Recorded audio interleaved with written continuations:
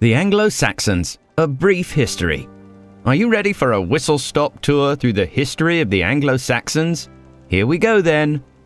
The Anglo-Saxons originally came to Britain as invaders from Germany and Scandinavia.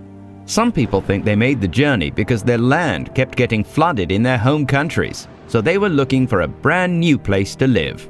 Well, they found a great one in Britain, and the Anglo-Saxon age lasted from 410 to 1066 AD. When we talk about the Anglo-Saxons, we're actually talking about lots of different tribes who settled in different parts of the country. The main tribes were the Angles, the Saxons, and the Jutes, and they didn't always get along with each other. There were always wars breaking out between the tribes. When that lot weren't fighting each other, they lived in wooden huts, reared animals, and farmed the land around them. Now here's an interesting fact. Unless they were from super rich families, the kids didn't go to school. Great, right? Well, maybe not so great.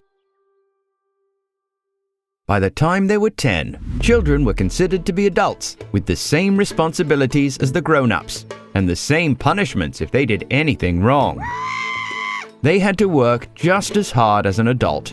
The girls had tons of chores to do around the house, like cloth weaving, meal cooking, cheese making, and ale brewing. The boys didn't get off lightly either.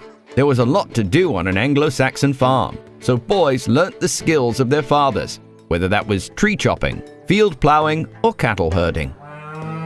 These kids were pretty tough too, and had the risk of looking out for wolves that still lived in Britain at that time to make sure they didn't eat the sheep. The Anglo-Saxons settled in England and made it their home. The Anglo-Saxons who weren't farmers were very skilled craftsmen.